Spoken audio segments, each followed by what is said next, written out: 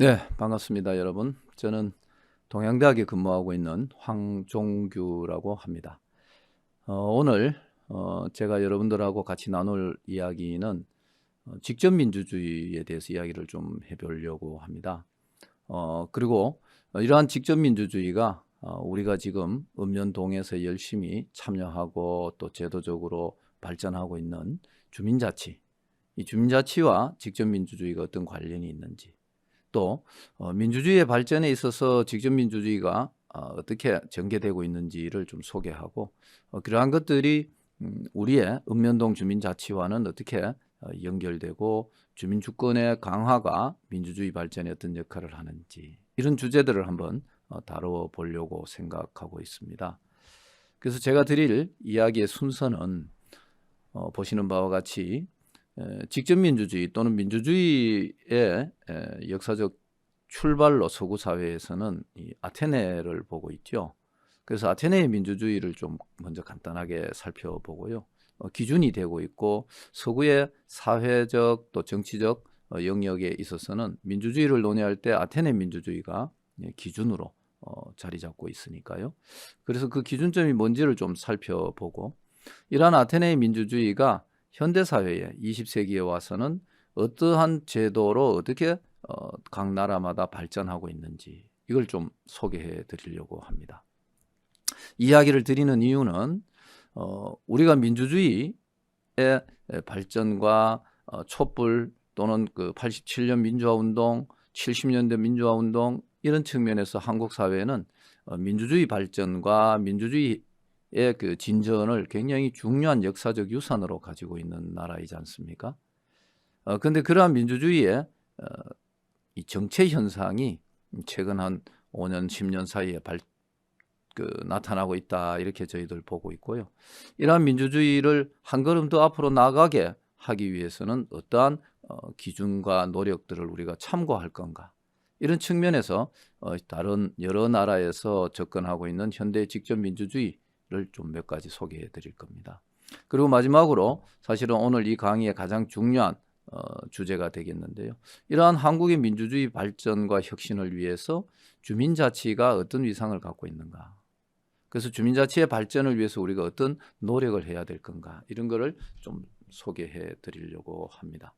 시간이 충분히 길지는 않기 때문에 소개를 이 정도 하고 제 이야기를 바로 시작하도록 하겠습니다. 먼저 이제 아테네 민주주의가 되겠습니다. 첫 번째 여러분들이 기억하실 부분들은 아테네 시대에는 직접민주주의라는 표현은 없었다라는 겁니다. 아테네 시대의 직접민주주의라는 말은 귀족정을 의미했고요. 아테네 시대의 민주주의라는 것은 민회와 주민총회를 중심으로 하는 아크로폴리스에서 벌어졌던 그런 주민총회를 중심으로 하는, 오늘날 우리 기준에 의하면 직접민주주의죠. 그러한 유권자들이, 시민들이 직접 모여서 자기들의 의제를 선정하고 그 의제들에 대해서 그 자리에서 같이 결정하는 그러한 형태를 아테네에서는 민주주의라고 말했던 것이죠. 그래서 이제 아테네의 민주주의를 원어로 보면 데모스와 크라토스가 합쳐진 게 데모크라시, 즉 민주주의다라는 이야기죠. 여기서 이제 데모스라는 것은 인민, 즉 주권자, 시민을 의미합니다. 그래서 시민이 또는 주권자가 지배권을 행사하는 정치 체제를 민주주의라고 아테네 시민들은 불렀고요. 뒤에 설명할 그들의 이 적이었죠. 같은 도시 국가 중에 이 스파르타의 정치 체제인 귀족정과 대비를 시켜서 자기들의 정치 체계가 민주주의다, 이렇게 이야기해 왔던 것이죠. 제가 여기 이제 제시해 놓은 이 숫자가 뭔지를 한번 생각해 보시면 될 것 같은데요. 이 숫자가 281대 220, 361대 140, 즉 찬반 숫자를 의미합니다. 찬성한 사람과 반대한 사람. 이 두 숫자를 합치면 501이 되죠. 즉 이 숫자는 아테네에서 재판이 열릴 때 시민법정이 열리게 되고요. 아테네의 재판은 지금처럼 판사들이 하는 것이 아니라 501명의 배심원이 강당이나 한 곳에 모이게 되고요. 그 배심원 앞에서 기소한 사람과 기소를 당한 피고가 배심원에게 자기의 정당성을 주장하게 됩니다. 그래서 그러한 그들의 양자의 주장을 501명의 배심원이 듣고 유죄와 무죄를 가리는 표결에 들어가게 되는 거죠. 그리고 그 유죄가 내려졌을 때 어떠한 형벌을 가할 건가에 대해서 다시 배심원들이 심의하고 판결을 위한 표결을 하게 됩니다. 근데 이제 아테네는 지금 그 역사학자들이 연구해 놓은 자료를 보면 통상적으로 인구가 3만, 5만 뭐 여러 가지 추측들이 있습니다. 근데 10개의 부족으로 나누어져 있었고요. 그 부족들이 각 부족당 이 600명 정도의 시민들을 추첨을 통해서 명단을 모으게 됩니다. 그러면 6,000명 정도의 명단이 만들어지겠죠. 그럼 이제 이 6,000명이 배심원을 모집하는 모집단이 되는 겁니다. 그럼 이제 재판이 열리면 그 6,000명 중에 투표 당일날 추첨이라고 하죠. 이 무작위 추첨을 통해서 501명의 배심원을 선정하게 되고 이 501명이 한 자리에 모여서 재판이 열리게 되는 이러한 것이 이제 아테네의 시민법정입니다. 물론 이제 이 500명의 배심원 외에도 아테네는 500명의 민회, 각 마을에서 추천된 사람들 중에 추첨을 통해서 500명의 민회를 구성하게 되는 거죠. 그래서 이러한 아테네의 민주주의는 시민들이 직접 자기들의 결정권을 행사하도록 구성되어 있었고 바로 이 아테네의 시민법정에서 오른쪽에 제가 보여드리는 바로 이 그림에서 보는 바와 같이 소크라테스의 재판이 열렸던 거죠. 철학의 아버지라고 이야기되고 있는 그 소크라테스가 이 아테네의 시민법정에서 281대 220으로 유죄 판결을 받았던 거죠. 그리고 이어진 배심 재판에서 361대 140으로 사형을 언도받게 됩니다.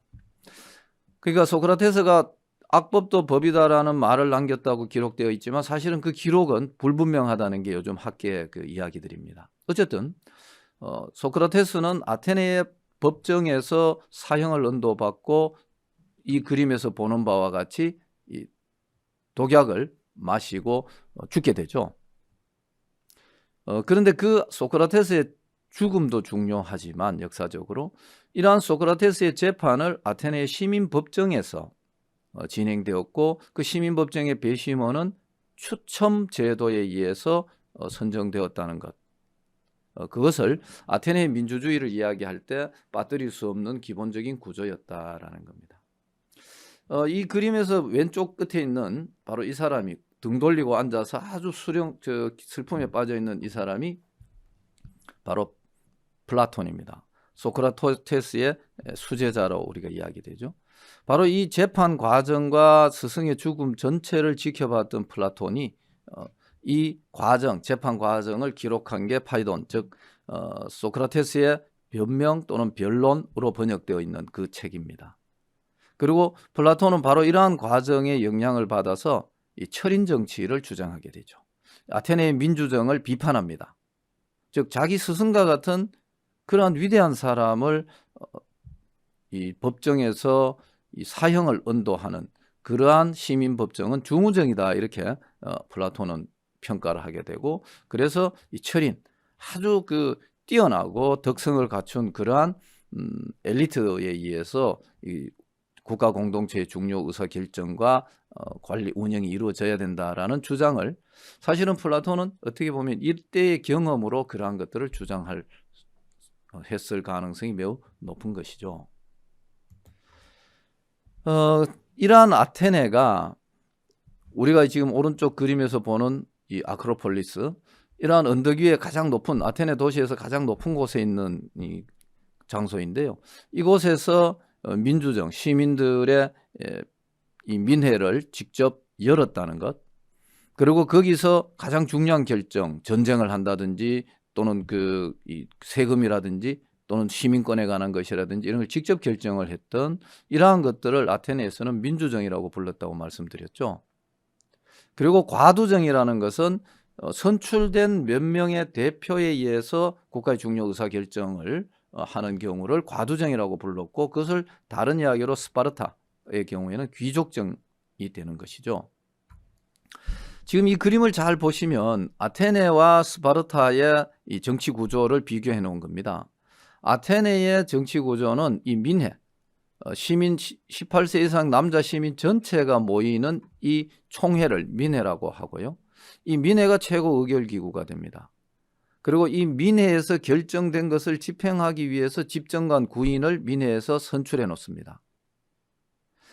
그리고 일상적으로 민회가 열리지 않았을 때 중요한 사항이나 민회의 안건을 사전에 준비하기 위해서 만드는 회가 500인 회고, 열부적에서 50명씩 추첨해서 민회 집정 관이죠. 집정관 평의회라고도 하는데요. 이곳을 만들게 됩니다. 따라서 아테네의 경우에는 시민 전체가 참여하는 이 총회가, 즉 민회가 최고 의사결정 기구로 자리 잡게 되고, 이 시민 법정은 조금 전에 말씀드렸듯이 또 여기서 추첨된 배심원에 의해서 이루어지는 판결기구죠. 반대로 스파르타 같은 경우에는 민회가 있습니다만은 민회에서 선거를 통해서 감독관 5인을 선출하고, 이 감독관이 스파르타의 실질적인 의사결정, 국가 의사결정을 대행하는 거죠. 그리고 귀족들 중에 원로원을 구성해서 이 원로원이 감독관을 실질적으로 또 견제하거나 임명하는 과정들이 있습니다. 그래서 여러분들이 지금 어떻게 느끼시는지 모르겠습니다만은 스파르타의 이 민회에서 선거를 통해서 감독관을 선출하는, 그리고 원로원의 원로들을 선출하는 이 과정이 오늘날 우리가 하는 의회나 또는 단체장을 선출하는, 대통령을 선출하는 이런 과정하고 유사한 것이죠. 그래서 아테네 사람들은 스파르타의 정치 체제를 민주정이라고 부르지 않고 귀족정 또는 과두정이라고 불렀고요. 아테네 역시 그러한 과두정의 역사를 갖고 있었죠. 그러한 역사들을 아테네는 다양한 이 역사적 노력과 정치적 진전들을 이루면서 지금 설명드린 이러한 민주정을 만든 겁니다. 그리고 역사학자들은 아테네가 민주정을 운영하게 된 것이 스파르타와 지중해의 이 지배권을 놓고 전쟁했던 펠로폰네소스 전쟁과 페르시아 전쟁의 승리의 원인이 될 수도 있다. 즉 민주정이 이 사회적 에너지를 더 결집하고 지속 가능하게 만드는 요소이다라고 역사학자들은 평가를 하고 있는 것이죠. 네, 제가 이렇게 아테네의 민주주의를 소개해드린 이유는 이 아테네에서는 직접민주주의라는 말이 없었고, 민주주의가 곧 오늘날 우리식으로 표현하면 직접민주주의였다는 것을 먼저 보여드리고요. 그 다음 아테네의 직접민주주의에서 가장 중요한 의사결정기구가 시민 전체에 모인, 요즘식으로 우리가 표현하면 주민총회, 이게 가장 최고 의사결정기구가 된다는 것이죠. 그리고 이러한 최고 의사결정기구의 결정을 집행하기 위해서는 집정관이나 이 집행관을 별도로 선출하거나 추첨해서 둔다는 겁니다. 그 다음 또 하나 아테네 민주주의에서 매우 중요한 것은 공직을 맡을 사람을 결정할 때 추첨으로 뽑았다는 거죠. 선거로 뽑지 않고. 그래서 이제 이러한 역사적 원형들이 오늘날 서구 사회의 민주주의의 기본 모델이 되었는데요. 근데 사실은 언제부턴가 우리가 이야기하는 민주주의는 선거에 의해서 대표를 뽑는 대표민주주의 또는 대의민주주의, 또 다르게 직접 요즘 표현하기로는 간접민주주의, 저희들이 이렇게 배우고 또 알고 있지 않습니까? 그리고 이제 20세기 후반 또는 21세기에 와서는 이 간접민주주의가 민주주의의 대표적인 모델인 것 같이 인식되고 있다는 거죠. 그래서 이제 그 부분에 대한 이야기들을 좀 정리해 드리려고 제가 아테네 민주주의를 먼저 논거로 제시해 드린 겁니다.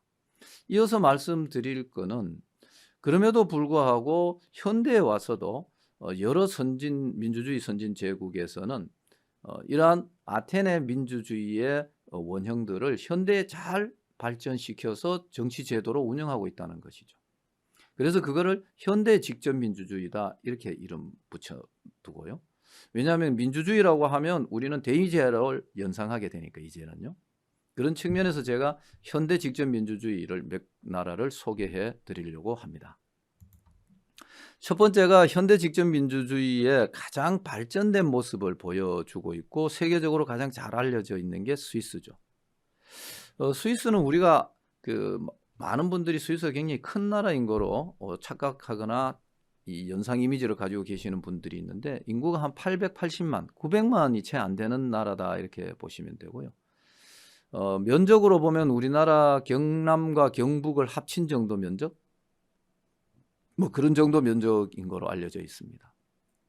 그런데 그런 정도의 규모의 26개의 주를 운영하는 연방국가로 정치체제를 가지고 있습니다. 미국이 연방국가이죠. 독일이 연방국가이고요. 여기서 이제 연방이라는 것은 중앙정부의 권한이 주, 즉 여기서 스위스는 칸톤이고요. 미국 같으면 주인데요. 이 주들보다 중앙정부의 권한이 약합니다. 또는 비슷합니다. 미국 같은 경우에 우리가 연방 대통령을 굉장히 외부에 잘 알려져 있고 기억합니다만은 실제로 미국 내에서는 연방 대통령은 내치에 크게 관여하지 않습니다. 대부분 주 지사들이 내치의 중요 결정들을 직접 하게 되고요. 대부분의 연방 국가에서는 주마다 헌법을 따로 가지고 있습니다. 스위스가 26개의 주를 가지고 있다는 것은 26개의 헌법을 가진 주들이 있다 이런 뜻입니다. 칸톤이라고 부르는데요. 그리고 880만 명의 나라가 2222개, 요거는 제가 2021년 기준일 겁니다. 2222개의 기초자치단체를 운영하고 있고 그게 이름이 게마인데입니다. 우리가 이제 스위스를 이야기할 때 이 부분을 이해하지 않으면 그래서 오른쪽에 있는 이 사진이 바로 스위스의 주민총회를 하는 사진입니다. 첫 번째 이 사진은 사실은 란츠게마인더라고 우리나라에 알려져 있고 스위스의 주민총회라고 하면 바로 이 사진이 굉장히 유명하지요. 글라루스 주의 이 주민총회 사진이고 이것을 SBS에서 이 취재를 하러 가서 국내에 영상으로 매번 방송을 했기 때문에 이 장면이 굉장히 유명해져 있는데요. 바로 이제 이렇게 란츠게마인더라는 것은 칸톤, 주 단위의 주민총회입니다. 스위스 같은 경우에는 주도 주민총회를 하는 데가 있고 기초자치단체는 대부분 전통적으로 주민총회를 하게 됩니다. 근데 이제 스위스의 주 단위의 주민총회는 란츠게마인데죠. 이것은 현재 한 2개 정도 주에서 그 역사를 이어오고 있고요. 이 스위스의 주민총회의 역사는 1403년으로 거슬러 올라가니까 600년 정도 된 역사를 가지고 있죠. 기록에 의하면 1403년에 최초의 이러한 이 주민총회가 열렸다. 란츠게마인드가 열렸다라고 기록되어 있거든요. 근데 이제 이 주민총회에서는 여러분들이 SBS의 영상을 한번 찾아서 보시면 주민총회 란츠게마인드 최후의 권력 뭐 이런 제목일 겁니다. 한번 검색해 보시면 이 주민총회에서 입법권, 법률에 대한 통과, 그다음 재정, 세금을 얼마 낼 거냐, 조세를 얼마 낼 거며 지출을 어디에 얼마를 할 거냐. 그다음 여기 이제 발안권이 중요한데요. 사실 선거도 여기서 직접 집행위원들 선거는 여기서 하니까요. 이 발안권이라는 거는 여기에 참여한 유권자가 직접 의제를 발의하는 겁니다. 즉 이런 법률을 만들자라는 걸 발의할 수 있었습니다. 그리고 이 자리에서 표결에 붙여서 의결되면은 그 법이 바로 법률이 되는 겁니다. 그런 측면에서 스위스의 이 주민총회, 즉 란츠게마인드 형태는 앞서 드렸던 아테네의 민회와 상당히 유사한 형태죠.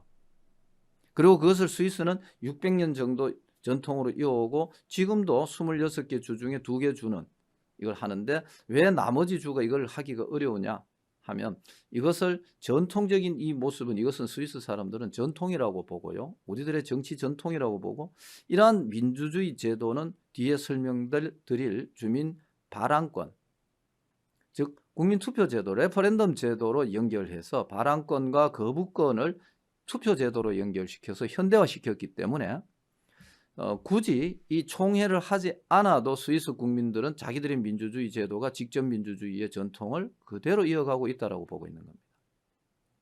오히려 이러한 총회를 통한 정치적 의사결정의 전통이 더 많이 남아있는 것은 기초자치단체죠. 대부분 개마인대, 즉 2222개의 개마인대의 대부분은 1년에 한 번 또는 두 번의 총회를 엽니다. 그래서 이 개마인대에서 하는 총회를 용어를 다르게 부르는데 개마인대 페어짬능이라고 합니다.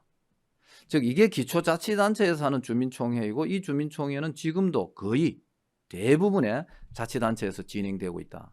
그래서 우리나라에서 많은 분들이 이 주민총회 견학을 하러 우리가 지금 이 코로나와 같은 이러한 이 방역 상황이 없었으면 많은 분들이 지금 전국에 있는 주민자치회나 이런 곳에서 이 총회를 견학하러 많이 갔을 겁니다. 그리고 이 총회 날짜가 개마인대마다 다 대부분 다르기 때문에 연중 어디를 가도 사전 약속만 되면은 그 개마인대 총회 현장을 견학할 수 있고요. 바로 이 총회 현장이 이제 제가 참석해서 찍은 사진 몇 장 중에 제가 2개 곳을 소개해 드리는데요. 실내에서 이렇게 소규모로 했고요. 여기는 주민 전체가 4,000명 정도 있는 자치단체였고요. 여기는 주민 전체가 8,000명 정도 되는 자치단체의 총회 장면입니다. 이렇게 안건을 설명하고 그다음 그 안건을 이 자리에서 표결에 의해서 결정하고요. 이 자리는 요 이제 안건을 상정하기 위해서 준비하는 집정관 로마의 아테네처럼 이 총회의 안건을 만들어 올리기 위해서 준비된 선출된 대표들입니다. 그분들이 이제 안건을 소개하고 주민들이 듣고 이 자리에서 직접 토론하고 표결하는 것이죠. 아마 사진에는 나와 있지 잘 안 보이실 텐데 요 머리 뒷꼭지 보이는 부분이 접니다. 그러니까 저희들이 이렇게 와서 견학을 같이 몇 명이서 했던 것이죠. 그래서 이제 스위스의 주민 직접 민주주의는 총회형, 즉 아테네형의 주민 총회가 지금 그대로 전통으로 이어지고 있는 것이 첫 번째 특징이고요. 그리고 이러한 것이 우리나라 현재 지방자치 이론에서는 어떻게 이야기하나 하면 총회형, 통합형 지방정부로 발전해 가는데요. 총회형 지방정부는 뒤에 이제 미국에 제가 한두 사례를 소개해 드릴 겁니다. 이 통합형 지방정부는 이러한 지방자치단체가 총회만 있는 것이 아니라 평소에 총회를 1년에 한두 번 연다 했지 않습니까? 평소에 정부를 운영하기 위해서 직선에 의해서 의원을 뽑습니다. 그리고 그 의원들이 모여서 의사결정을 대신하고 그것을 공무원들이 집행하는 겁니다. 따라서 단체장을 별도로 선거하지 않습니다. 직선하지 않습니다. 그래서 단체장은 의원들이 겸직하거나 아니면 의회에서 전문 경영인을 위촉해서 임명하거나 하는 방식입니다. 그래서 이제 우리나라 분들이 잘못 오해하면 스위스가 이렇게 총회형으로 주민들이 직접 결정하기 때문에 의회나 정부가 없는 걸 오해하는 수가 있는데요. 스위스의 경우에는 직접 선거에 의한 의회는 대부분 구성해서 정부를 운영을 하고요. 그러나 그 의회의 결정보다 주민총회의 결정이 우선합니다. 주민들이 직선한 의회에서 우리 자치단체의 의사결정을 하더라도 그 의사결정이 마음에 들지 않으면 총회에서 재론해서 그것을 무효화시키는 결정권을 주민총회가 갖고 있다. 그런 면에서 아테네의 민회의 전통을 스위스는 제도적으로 21세기까지도 가지고 오고 있다. 요게 이제 스위스 민주주의의 가장 중요한 요소입니다. 우리나라 같으면 지금 우리가 뽑은 의회 의원들이 결정하면 끝이죠. 그걸 법원에서 무효화시키지 않은다면야 주민들이 무효화시킬 권한이 없잖아요. 그게 바로 스위스 민주주의와 우리나라 민주주의의 가장 큰 차이입니다. 자, 이 점 들으시면 제가 왜 이걸 길게 설명하는 걸 아마 느낌이 오실 겁니다. 주민자치 활동을 열심히 하는 분들이 계신다면. 그 다음 이제 스위스의 현대적 직접민주주의 제도의 대표적인 게 국민 발언과 지금 이 레퍼런덤입니다. 레퍼런덤은 국민 투표로 번역할 수 있는데 플레비사이트라는 정치학에서는 국민 투표를 두 가지 용어를 씁니다. 지금 여기 있는 이 레퍼런덤과 플레비사이트라는 두 가지 용어를 가지고 쓰기 때문에 국민 투표로 번역을 하면은 이게 혼용됩니다. 그래서 제가 레퍼런덤 원어를 그대로 쓰는 겁니다. 이니셔티브나 프로포절은 국민 발안으로 번역해도 문제가 없습니다. 언제냐 하면 1848년 헌법을 스위스 연방 헌법을 처음 만들면서 모든 국민들에게 이 국민 발안권과 레퍼런덤 권한을 준 겁니다. 여기서 국민 발안이라는 것은 헌법상에는 헌법 개정안을 국민이 낼 수 있는 권리입니다. 우리나라는 현재 이 권리를 대통령과 국회만 갖고 있죠. 우리나라 국민들은 헌법 개정을 발의할 권한이 없습니다. 스위스 국민들은 150년 전부터 사실은 170년이네요. 170년 전부터 헌법상으로 국민 발안, 헌법 개정안을 낼 권리를 가지고요. 법률을 발의할 권한을 갖습니다.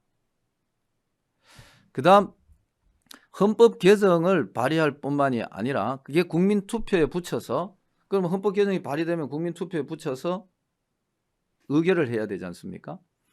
그런데 이때 국민 투표뿐만이 아니라 칸톤 26개의 칸톤도 찬반을 한 표씩 가지고 있습니다.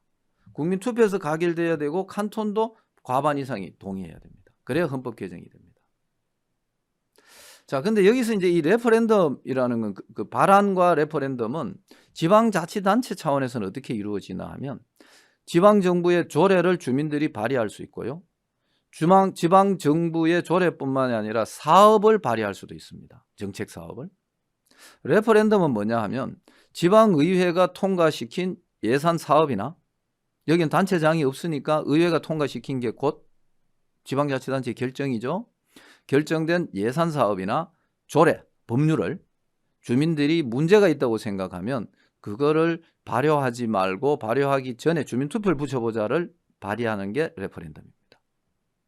그래서 일정 수 이상의 동의가 있으면 그거를 주민투표에 붙여서 찬반을 묻습니다. 이러한 레퍼런덤을 거부권이라 하고요. 국민 발안을 이 정책 제안권이라고 합니다. 역사적으로 이 제도가 170년 동안 스위스에서는 운영되어 왔었고요.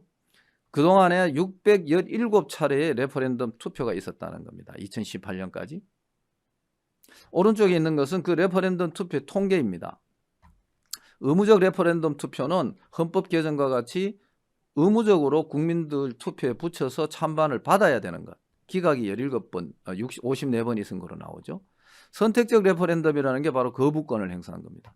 법률이나 예산안에 어떤 사업이 문제가 있다고 해서 그거를 투표에 다시 붙여보자 해서 발의가 된 건데요. 그게 170건인데 그중에 76건이 거부되었습니다. 여기서 통과되었다는 건 뭡니까? 170건 중에 94건이 국민들에 의해서 무산된 겁니다.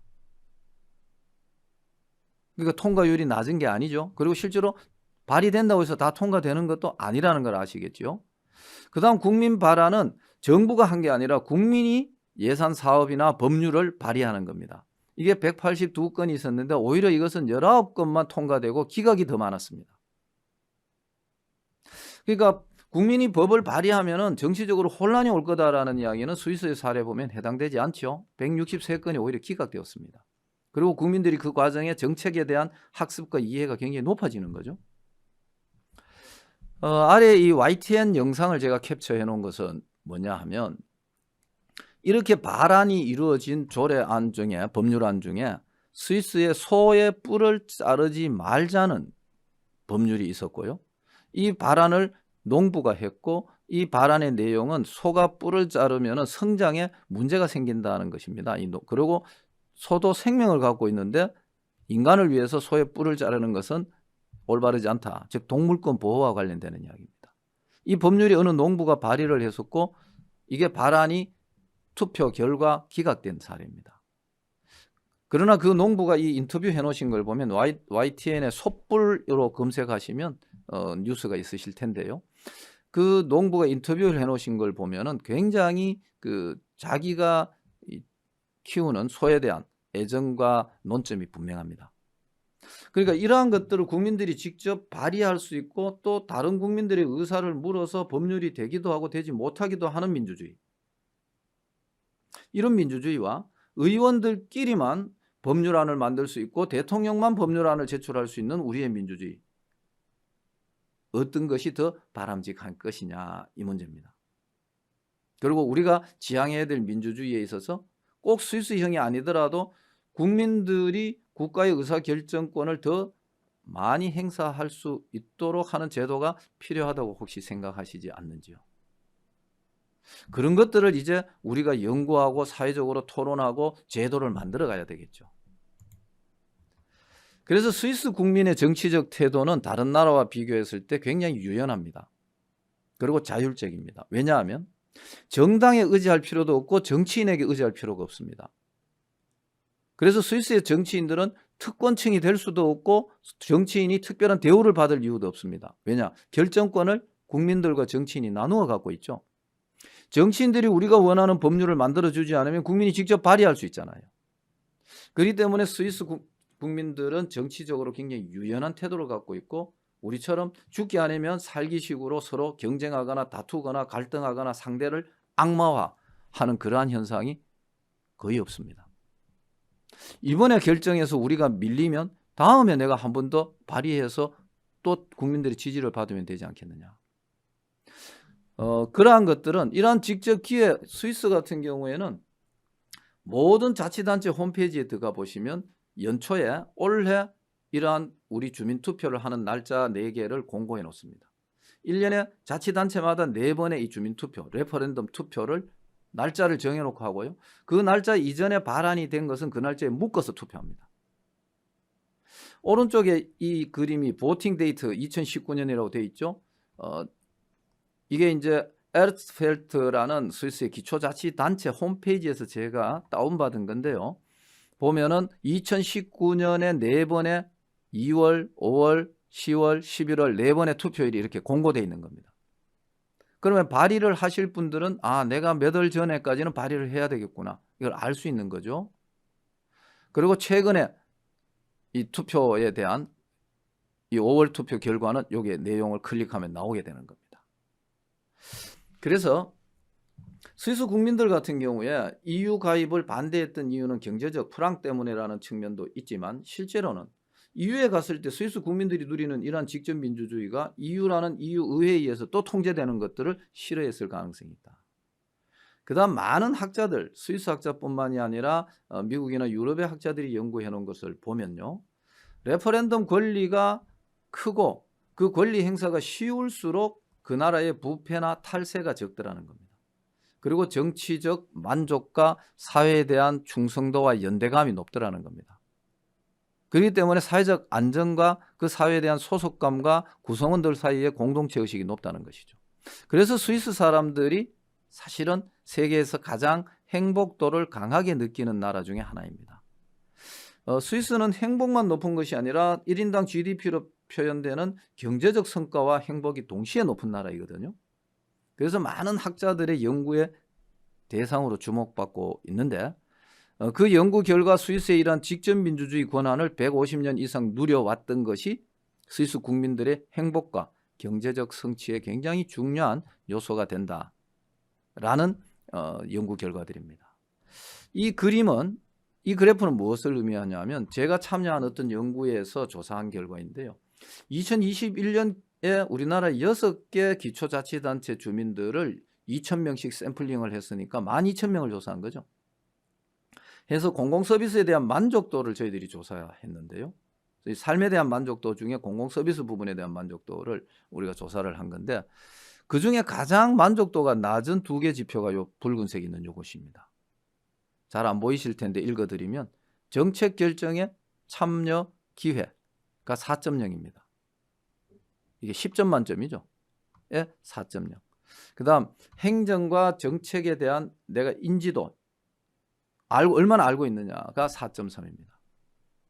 바로 이제 이런 측면에서 우리나라의 사회 문제나 우리 국민들 또는 우리 주민들의 자치단체나 정부에 대한 신뢰와 정치인들에 대한 신뢰 또는 이 연대감 이 굉장히 낮은 이유가 이런 지표로도 드러나는 것이죠. 그런 측면에서 우리 정치는 선거 제도는 이제 제도적으로 안정되어 가고 있고 그것이 다른 요인으로 인해서 중단되거나 훼손되지는 않는 정도의 민주주의는 왔는데 사실은 그것은 우리가 지금까지 이야기한 바에 의하면 대의제로서 발전해왔던 것이지 원래적 의미의 민주주의 또 우리 정치체제와 사회에 대한 만족도를 만드는 것으로서의 민주주의 아직 우리가 갈 길이 멀지 않나. 이제 이런 측면의 이야기가 되겠습니다. 이제 요거는 미국의 직접민주주의에 대한 이야기입니다. 미국은 유럽의 이민자들이 가서 만든 나라잖아요. 그래서 그 유럽의 이민자들이 처음에 도착한 지점이 현재 미국 지도를 놓고 보면 동부, 보스턴이나 뉴욕이 있는 이쪽 지역입니다. 그쪽 지역에는 아직도 오픈 타운 미팅이라는 주민총회가 최고 의사결정기구로 정부를 구성하는 그런 자치단체가 많습니다. 그래서 이제 뉴 잉글랜드 지역인데요. 국내에는 이 사례가 그렇게 많이 소개되어 있지는 않습니다만은 여러분들이 아마 뉴 잉글랜드 타운형 정부 뭐 이런 책이 있습니다. 그 김영기 교수라는 분이 현장에 가서 조사해서 국내에 소개한 책인데요. 그 책을 한번 관심 있는 분은 보시면 좋겠는데, 이 뉴 잉글랜드 지역에서는 오픈타운 미팅이라는 제도가 있어서 이게 주민총회인데 사실은 최고 의결기구입니다. 즉 아테네의 민회와 같은 역할을 하고요. 아테네 민회와 같은 가장 유사한 형태의 정치 제도를 현대에도 운영하는 데가 바로 이 미국의 동부 지역, 뉴 잉글랜드 지역이고요. 여기는 이제 롱메도 타운이라는 기초자치단체의 정부 조직도입니다. 주민총회가 여기 롱메도 타운도 10,000명이 되지 않습니다. 12,000명, 10,000명 정도일 겁니다. 주민총회가 최고 의결 기구가 되고 주민총회에서 집행위원회를 구성해 놓습니다. 선출해 주고 주민총회를 마칩니다. 그럼 총회에서 의결된 거를 이 집행위원회가 공무원들을 구성해서 이렇게 집행하는 겁니다. 그리고 이 각종 위원회에는 이 롱메도 타운의 주민, 시민권을 가진 주민들이 위원으로 참여할 수 있습니다. 개방되어 있습니다. 그래서 이런 형태로 지방 정부를 운영하는 것을 저희들 학계에서는 총회형 정부라고 합니다. 그래서 이러한 총회형 정부를 미국의 동부 지역에서는 아직 운영하고 있고, 사실은 인도의 일부 자치단체도 이런 형태가 있는 것으로 소개가 되고 있습니다. 그리고 이제 이것이 아테네 민회와 가장 유사한 요 사진은 이러한 이 타운 미팅을 현대적 기업에서 의사결정이나 멤버십 트레이닝을 위해서 만드는 활용한 제도. 여러분들 타운홀 미팅이라는 거 아시죠? 우리나라 자치단체에서도 요즘 타운홀 미팅 많이 합니다. 문제는 아래쪽에 있는 요 사진은 실질적으로 이 타운홀 미팅이 아니라 오픈타운 미팅을 하는 장면인데요. 아래쪽에 있는 거는 이 오픈타운 미팅은 최고 의사결정권, 조세라든지 심지어 여기서 경찰서장을 임명하고요. 또 우리 동네에 집행관을 임명하고요. 또 우리 동네 공무원의 고위공직자를 여기서 임명하는 겁니다. 또 월급을 결정하는 거죠. 그런 결정권을 갖고 있는 데 비해서 우리나라 자치단체가 하고 있는 타운홀 미팅은 뭐를 결정하는 것인지요. 여러분들이 참여했던 주민총회는 이러한 총회와 비교했을 때 어느 정도의 수준을 결정했던지요. 이러한 것들을 한번 비교해 보시면서 우리가 현재 가지고 있는 정치 제도가 나쁘다라고 이야기 드리는 것이 아니라 발전하고 개선해야 될 여지가 있다라는 것을 발견하시고 그 방향을 여러분들이 이 속에서 찾으시면 참 좋겠다. 그 다음 이제 미국의 캘리포니아 같은 경우에는 인구가 3,800만인데 이 주민 발안 프로포지션이라고 하는데요. 이 주민 발안 제도가 있어서 미국은 연방 차원의 레퍼런덤 권리는 없습니다만은 대부분의 주는 레퍼런덤 권한을 가지고 있고요. 그다음 이 발안권을 제도를 가지고 있습니다. 그래서 이제 예를 들면 미국 발안권의 굉장히 중요한 특징은 조세와 관련되는 재정과 관련되는 것도 발휘할 수 있습니다. 세금을 깎자, 세금을 올리자, 또는 어떤 사람에게 세금을 더 내게 하자, 이런 거를 발휘할 수 있습니다. 그리고 그게 주민투표에 붙여져서 가결되면 법률이 되는 겁니다. 오른쪽에 있는 이 영상 클립도 사실은 여러분들에게 보여드리면 좋겠습니다만은 여의치는 않고요. 이 영상 클립의 내용은 뭐냐 하면 지난해 있었던 21년에 있었던 미국 대통령 선거가 있었지 않습니까? 그 대선에서 동시에 지방선거를 하게 되는데 이 발안, 주민 발안에 대해서 찬반 투표를 하는 겁니다. 그래서 어떤 내용이 발의가 되어 있는지를 소개하는 영상입니다. 한국인이 운영하는 유튜브 채널에서 운영되고 있으니까 여러분들 한번 검색해 보시면 좋겠고요. 여러분들이 잘 아는 아놀드 슈왈츠네거라는 그 주지사 있죠. 캘리포니아 주지사도 이 주민 발안에 의해서 주지사 소환 제도 발의 선거가 열렸고, 바로 그 소환 제도에서 주지사가 소환되면서 다음 주지사로 선출된 사례죠. 그래서 이제 실질적으로 미국 캘리포니아에서는 이렇게 주민 발안에 의한 직접 민주주의가 정부와 관련된 모든 의사결정에 다 참여할 수 있습니다. 그래서 실제로 동의 기준점이라는 것은 발안은 유권자의 5%가 동의 서명을 해야 국민투표에 붙여진다 이 말입니다. 주민투표에. 그리고 미국 같은 경우에는 이 캠페인 비용에 지출 한도가 없어서 이 엄청난 재원을 동원해서 이 주민투표를 발안할 수 있다. 그래서 이게 돈에 의해서 좀 상업적으로 이용되는 측면이 있다는 비판이 있었는데, 사실은 선거 결과를 보면 돈을 많이 동원해서 발의된 안건에는 반대율이 훨씬 높았습니다. 유권자들이 그렇게 허술하지는 않다는 뜻이죠. 자, 어떻게 보셨는지 모르겠는데요. 현대 직접민주주의는 알고 보면 스위스나 미국의 사례들을 보시는 바와 같이 아테네의 민회와 이 평해와 같은 형태의 정치 제도들을 현대 제도로 잘 발전시켰고, 특히 이제 스위스 같은 경우에는 자료에는 소개하지 않았습니다만은 전자투표가 가능하거든요. 이러한 전자투표 제도를 통해서 1년에 4번씩 하는 투표를 실제로는 지금은 대부분 우편투표를 하는데, 전자투표로 이제 2020년부터인가 법적으로 가능하도록 했고요. 그럼 전자투표를 하면 이러한 주민들의 의사를 직접 확인하는 과정이 훨씬 더 원활해지겠죠. 우리가 이제 읍면동에서 주민자치회를 활동하고 있지만 주민총회에서 전자투표를 하는 경우도 있잖아요. 현장투표는. 이러한 의사결정의 방식이 기술이 발전됨에 따라서 기존의 간접민주주의로 해야만 한다라는 근거가 굉장히 약해지고 있는 것이죠. 그리고 민주주의라는 것이 주권자들의 의사를 통해서 결정하는 것이지, 선출된 정치 엘리트들에 의해서 우리 정치 공동체의 의사를 결정하는 것과는 사실은 거리가 있는 것이 민주주의죠. 이 선거제도가 민주적인 제도가 아니라는, 민주주의를 만드는 제도가 아니라는 것에 대한 연구는 역사적으로도 많았고 지금도 굉장히 많은 연구들이 있으니까요. 궁금하신 분들은 좀 참고해 보시고요. 그래서 이러한 민주주의를 우리 한국의 민주주의의 발전 과제와 연결시켜서 한번 살펴보려고 하는데요.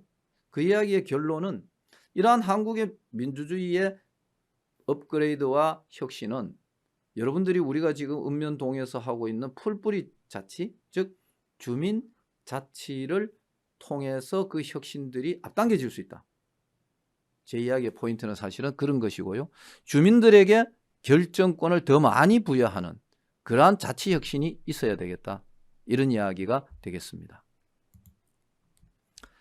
자, 우리가 이제 학자들이 민주주의를 1.0, 2.0, 3.0으로 가르는데 1.0이 우리가 오늘 소개했던 아테네 민주주의라면 2.0 시대를 대의민주주의, 선거민주주의라고 이야기를 합니다. 따라서 이제 3.0 시대의 민주주의는 수기민주주의나 현대 조금 전에 소개드린 저런 직접민주주의 제도들이 확산되어야 하는데, 스위스와 미국이 운영하고 있는 레퍼런덤 제도는 자료에 의하면 세계 38개국이 현재 법제화해서 운영하고 있습니다. OECD 국가의 상당 부분이 하고 있고요. 실제로 제도적으로는 필리핀의 1987년 헌법에도 이 레퍼런덤 제도가 들어가 있습니다. 이러한 민주주의의 역사들은 대의제가 머물렀던 시기는 역사적으로 그렇게 길지 않습니다. 오히려 주권자들이 직접 토론하고 고민하고 총의를 모으는 수기민주주의나 심의민주주의나 직접민주주의, 이러한 것들이 민주주의의 본래 모습으로 더 가능성이 있고 발전해 나가고요. 우리가 지난 2016년 추운 겨울에 온 나라를 들끓었던 이 촛불 운동의 경우에도 사실은 이러한 대의민주주의로 인해서 뽑힌 대통령이 국민의 민의를 반영하지 못한다고 봤을 때 우리나라는 레퍼런덤 제도가 없잖아요. 국민들이 직접 대통령을 탄핵할 수 있는 제도가 없기 때문에 사실은 저 촛불, 추운 거리에서 국민들이 의사를 표현할 수밖에 없었죠. 그리고 그 의사들에 끌려서 국회는 탄핵을 의결한 것이죠. 그런 측면에서 우리도 이제는 이러한 국민들을 계속 거리에서 촛불 들게 할 것이 아니라 국민들이 법률적인 제도를 가지고 국민들의 의사를 직접 표현할 수 있는 정치 제도들을 한 걸음 더 발전시킬 때가 되었다라는 겁니다. 즉 대의제가 국가 중심의 민주주의인 거죠. 정부나 국가 기구 중심의 민주주의인 것이죠. 왜냐? 국민들의 권한을 그리 위임하니까요. 선거를 통해서. 그러다가 보니까 선출직 엘리트들과 전문 직업 관료들이 더 많은 정보와 결정권을 행사하는 그들의 민주주의가 된 것이죠. 그리고 시민들은 선거권만 행사하는 민주주의다라는 겁니다. 그리고 87 체제라고 이야기되는 현재 우리 육공화국 헌법은 이러한 선거권을 정상적으로 자유롭게 행사하는 민주주의에 대한 제도화지 국민들이 직접 국가의 중요 의사결정권을 행사하도록 한 걸음 더 나가는 민주주의에 대한 제도는 현재 불비하다. 그렇기 때문에 우리는 시기적으로 자꾸 촛불이 나타나고 있는 것이고 이것을 이제 행정학 이론에서도 전통적으로 국민들은 서비스를 받는 대상으로 받고 관료들은 또는 정치인들은 더 나은 서비스를 제공해주는 역할을 하는 것으로 상정했다면 이제는 국민들이 시민들이 직접 어떤 서비스를 얼마만큼 받을지를 결정하도록 하는 민주주의 행정으로 가야 된다는 것이 현대 행정 이론입니다. 그런 면에서 결정자로서의 시민, 여러분들이 동단위에서 참여하고 계시는 주민 참여 예산도 바로 그러한 결정자로서의 시민을 제도화시키는 아주 작은 시도인 것이죠. 그런 측면에서 우리의 민주주의 혁신이 필요하고 이러한 민주주의 혁신은 국가 차원의 제도적 장치도 필요하지만 우리 일상의 민주주의 즉 지방자치단체의 범위 안에서 또는 읍면동의 범위 안에서 민주주의를 더 일상화시키기 위한 제도적 혁신과 우리들의 활동이 필요하다는 것입니다. 그런 측면에서 지방자치는 이러한 직접민주주의를 일상화시키는 데 굉장히 강점이 있고 또 지방자치 그 자체가 대의민주주의보다는 직접민주주의 친화적이다. 스위스의 게마인데페어자މ능 또는 미국의 오픈타운 미팅 다 지방자치단체에서 하는 것이죠. 그런 측면에서 이제 우리의 지방자치도 지방자치의 이론적 주체는 명백히 주민이지만 그 주민이 간접적으로 결정하는 제도만 우리가 현재 지방자치를 갖고 있는데 직접적으로 결정하는 주민참여 예산과 같은 이런 결정권들을 확대하는 혁신이 필요하다. 그러기 위해서는 읍면동의 주민자치회 또는 주민자치활동이 더 권한이 커져야 한다. 이런 뜻입니다. 주민자치회가 봉사를 위한 읍면동 차원의 봉사단체로서의 성격을 가지는 것이 아니라 읍면동 단위의 주민이 자치권을 행사하는 기구로서의 성격을 주민자치회가 갖도록 이제 한국의 민주주의를 발전시킬 책무가 우리 사회에 있다라는 뜻입니다. 그래서 지방자치라는 것은 지역개발이다라는 생각을 우리 사회에 만연되어 있거나 지방자치는 우리가 뽑아준 자치단체장이나 의원들이 하는 것이다라는 이러한 소극적이고 왜곡된 지방자치에 대한 이미지를 우리가 극복해야 되고요. 또 지방자치가 재정이 부족해서 재정자립도가 부족해서 지방자치를 할 수 없다라는 이야기도 사실은 허상입니다. 왜냐하면 이게 행안부 통계인데 재정 자주도를 보시면은 시 단위가 66%, 군 단위가 65%, 자치구 단위가 47%입니다. 재정 자립도와 자주도는 다릅니다.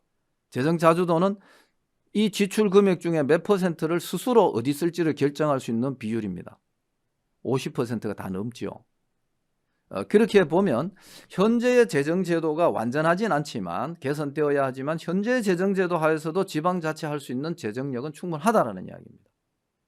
오히려 주민의 자치의식과 참여의지가 부족하다라는 것이 우리 입장에서는 아픈 부분인데 사실은 이 부분은 그동안에 끊임없이 보조금으로 주민들을 동원해온 결과입니다. 지구상의 어떤 시민도 권력 의지가 없지는 않습니다. 더 많은 결정권을 주겠다는데 받지 않겠다는 시민은 없다는 것이죠. 오히려 보조금으로 끊임없이 동원해 오다 보니까 거기에 익숙해져서 주민들이 자치에 대한 경험과 이해가 부족한 상태인 것이죠. 그런 측면에서 우리나라 지방자치의 개선 방향은 제가 지금까지 말씀드린 것과 연결시켜서 여러분들이 한번 생각해 보실 측면들이 있고, 그러면 그 방향이 어느 정도 보이실 겁니다. 자, 그래서 우리나라가 1961년 지방자치를 중단시키고 1991년 부활시켰거든요. 그럼 1991년 지방자치가 부활되고 나서 현재 30년이 지났는데, 지난 30년 동안은 지방자치단체, 즉 단체장과 의회 중심의 자치를 해온 거죠. 그래서 이제 이게 주민들이 중심이 되어서 참여하는 자치로 가려면 단체 자치를 폐지하는 것이 아니라 지방자치단체, 즉 단체장과 의회가 가지고 있던 결정권의 일부를 주민들에게 결정할 수 있도록 나누어야 됩니다. 그래서 단체자치와 주민자치가 두 개의 바퀴로 지방자치를 굴러가게 만들어야 되는 거죠. 그리고 지금까지 우리가 논의한 것에 보면 단체자치는 대의민주주의 중심이고 주민자치는 직접민주주의에 더 친화적인 거죠. 그래서 여태까지 단체장들이나 정치인들이 주민 여러분들을 위해서 한다는 자치잖아요. 그게 아니라 이제 주민에 의한 직접자치로 강화될 필요가 있다. 그래서 우리들의 일상 속에서 우리가 자치권을 행사하는 것으로 가야 우리의 일상들이 민주화되고 우리가 일상 속에서 주인으로서 효능감을 가질 수 있다는 겁니다. 자, 이제 이야기를 좀 정리해 보면, 그런 측면에서 아테네의 민주주의, 스위스와 캘리포니아 또는 미국의 현대 직접민주주의, 그 다음 우리나라 민주주의의 발전 과정을 살펴봤을 때 이제 우리의 민주주의는 굉장히 비약적으로 발전한 건 사실이지만 정체감을 갖고 있는 거죠. 이 대의민주주의의 만족감이 점차 떨어지고, 또 정치 엘리트들이 정당을 떠나서 기득권화하는 단계에 왔기 때문에 국민들은 유권자로서 효능감도 떨어질 뿐만이 아니라 우리의 정치 제도에 대한 만족도가 급격히 떨어지고 있는 겁니다. 그리고 이것이 우리 사회의 정당성 위기를 낳고 있기 때문에 이러한 것들을 극복하고 우리 사회가 보다 더 액티브한 사회로 가기 위해서는 정치 엘리트들이 독점하고 있는 우리 정치 공동체에 대한 결정권을 주민들과 나누는 주민 주권의 시대를 만들어야 되겠다. 그리고 이러한 주민 주권, 국민 주권의 시대를 만들기 위해서는 촛불을 거리에서 들게 하는 것이 아니라 법률적, 제도적 자치 과정에서 주민들이 직접 결정권을 행사할 수 있도록 제도화 수준들을 높여야 되고, 그러한 경험과 실천들을 꾸준히 해서 주민들이 거기에 역량들을 만들어내도록 하는 방향으로 한국 사회의 민주주의와 자치의 혁신이 필요하다는 것이죠.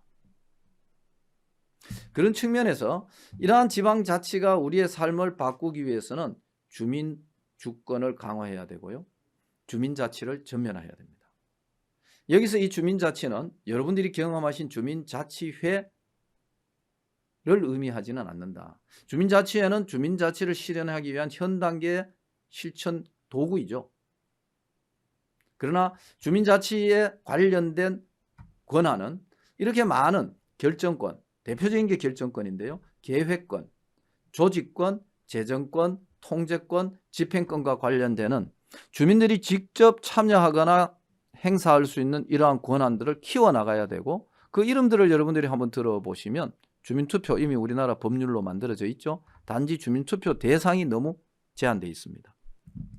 주민총회 읍면동단에서 하지만 거기서 결정하는 것은 맥시멈 3천만 원, 5천만 원의 아주 제한된 의제이죠. 그 다음 주민수기단, 간혹 우리가 무작위 추첨해서 수기단 만들어서 중요 결정을 할 때 자문은 이제 그것을 따르지 않잖아요. 결정권을 행사하는 거 아니잖아요. 그 다음 조례발안, 이미 주민조례발안에 관한 법률이 발효되어 있습니다.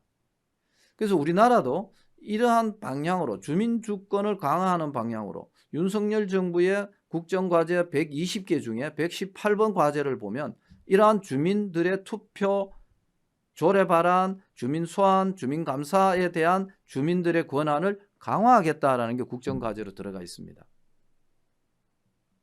이것은 어느 정당이 집권을 하더라도 주민들의 주권과 주민 자치를 확대하는 것은 시대의 트렌드, 흐름이다라는 것이죠.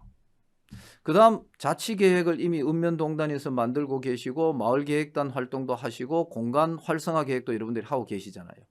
이러한 계획권도 더 활성화시켜야 되고요. 이것을 아주 작은 범위 안에 주민들을 신뢰하지 못하고 1,000만 원, 2,000만 원짜리 계획만 자꾸 하라고 하는 것은 연습이 너무 길어지면 재미가 없어지는 겁니다.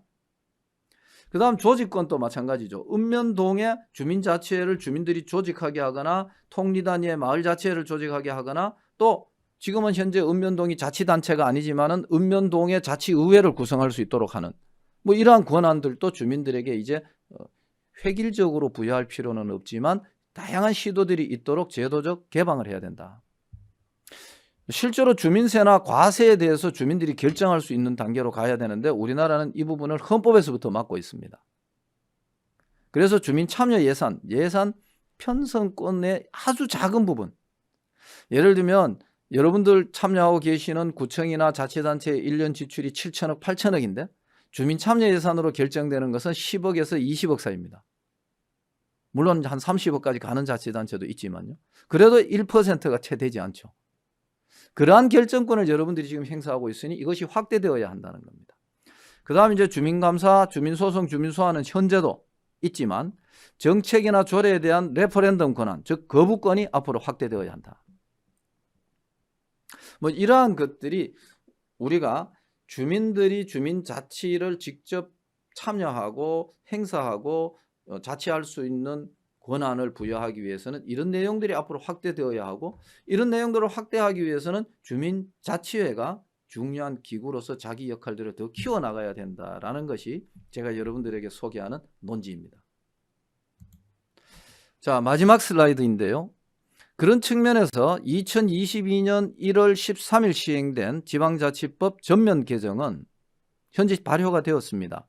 이 법률 조문에는 이러한 주민 주권을 강화하는 내용이 확대되어 있고 개정안에 많이 반영되어서 시행되고 있습니다. 물론 이 지방자치법 전부 개정의 가장 아쉬운 점은 모든 조문이 안대로 다 합의가 되었는데 합의되었던 안을 마지막 날 한 개를 삭제해 버렸는데 그게 바로 주민자치회를 지방자치법 기구로 만드는 조문을 여야 간에 합의해 버린 겁니다. 삭제해 버린 겁니다. 그런 면에서 굉장히 잘못된 결정이지만 나머지 이 자치법 개정의 주요 내용은 주민 주권을 강화하는 측면에서는 바람직했다. 특히 지방자치법 제17조에는 주민 생활에 영향을 미치는 정책 결정 및 집행 과정에 주민이 참여할 권리가 있다라고 이걸 신설 조문으로 넣었는데요. 지금 제 이야기를 들으면서 너무나 당연한 권리인데라고 생각하셨겠지만 사실은 이것을 법문에 이렇게 명시하는 것과 명시하지 않은 것은 공무원들이나 정부를 규제하는 데는 굉장히 큰 차이가 있습니다. 그래서 이 권리가 역사상 처음으로 법문에 들어갔고요. 그 다음 주민들이 의회의 조례를 발의할 수 있도록 이번에 들어갔고 주민조례 발안법이 발효가 되었지만 의회에서 부결하면 끝입니다. 스위스의 주민조례 발안법은 또 미국의 주민조례 발안법은 주민이 조례를 발안한 것은 주민투표에 바로 붙여버립니다. 스위스의 경우에는 의회에서 부결을 하면 자동으로 주민투표에 붙여집니다. 미국의 경우에는 의회를 거치지 않고 바로 주민투표에 가는 형태고요. 우리나라도 그런 측면에서 좀 더 개정돼야 될 내용이 앞으로 있다. 주민감사를 좀 더 쉽게 만들었고요. 이것도 아주 중요한데요. 지방자치단체의 기관 구성 다양화라는 것은 지방자치단체는 우리나라는 획일적으로 단체장과 의회를 다 구성하게 되어 있습니다.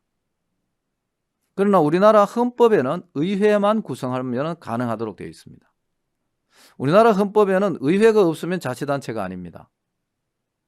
그러나 자치단체장은 없어도 자치단체입니다. 그런데 우리나라 지방자치법은 단체장과 의회를 의무적으로 구성하도록 규정하고 있기 때문에 이번에 개정을 통해서는 의회와 집행부를 단체장을 둘 거냐 말 거냐를 주민투표를 통해서 변경 가능하도록 근거를 만들었습니다. 그래서 이제 다음 지방선거에서는 그 이전에 주민투표를 붙여서 단체장을 뽑을지 말지를 결정할 수도 있습니다. 그러니까 전국적으로 획일화시킬 이유가 없는 거죠. 이러한 측면으로 중앙지방협력회의, 이거는 이제 분권과 관련되는 거고요. 특별지방자치단체 같은 경우에는 2개 이상의 자치단체가 공동으로 어떤 사무를 처리하기 위해서 별도의 의회를 구성하는 자치단체를 둘 수 있도록 그렇게 하는 제도이고요. 그래서 부울경 메가시티라는 게 바로 이제 이러한 조문을 가지고 근거로 시작된 것이죠. 그다음 주민투표법 개정안이 지금 이제 전자주민투표를 우리나라 도입하는 제도가 논의되고 있고, 실제로는 이거는 이제 유권자의 3분의 1이 투표해야 개표를 하도록 되어 있었는데 현재 법에는 4분의 1로 바뀌었습니다. 그래서 우리나라 주민투표 제도도 보다 원활히 시행될 수 있도록 제도 개선이 어느 정도는 있었다. 그러나 주민투표에 붙일 수 있는 대상 내용이 너무나 좁게 정해져 있는 거죠. 그러다가 보니까 자치단체를 통폐합하거나 또는 원자력 발전소, 원자력 핵폐기물 처리장을 짓느냐 맞느냐 이런 정도의 문제가 아니면 주민투표를 못 붙이도록 되어 있고, 그 주민투표도 단체장이 발의하도록 되어 있고, 현재 주민들이 발의하는 부분은 그 범위가 너무 제한되어서 실효성이 약하다. 자, 이러한 제도들이 금년부터 굉장히 많이 개선되어서 주민 주권들을 확대했지만 앞으로 개선의 여지가 더 크다는 것은 여러분들이 느끼셨을 겁니다. 이러한 내용들을 여러분들이 보시고 어떻게 느끼셨는지요? 실질적으로 우리가 가지고 있는 주권자로서, 헌법상 주권자로서 헌법을 결정하고 구성할 권리는 주권자인 주민들에게 있잖아요. 국민들에게 있잖아요.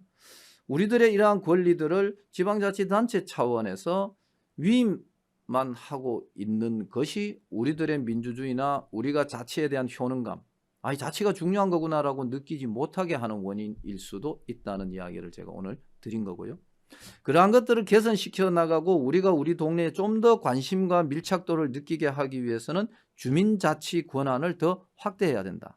지방자치단체장과 의회의 권한 중에 상당 부분을 주민들과 나누어야 한다. 이러한 원리들을 오늘 제가 소개해 드렸습니다. 그래서 제가 드린 이야기는 우리나라의 민주주의가 이제 6공화국 30년의 민주주의가 한 걸음 더 나가서 7공화국 민주주의로 진전되기 위해서는 주민 주권을 강화하고 주민 자치를 작은 단위, 즉 읍면동이나 그보다 더 작은 단위의 주권을 부여해야 한다. 이러한 방향으로 우리 모두 같이 희망하고 또 그러기 위해서 서로 노력을 기울여야 하지 않겠는가, 이런 말씀이었습니다. 긴 이야기 그리고 딱딱한 이야기 들어주셔서 감사합니다. 마치겠습니다.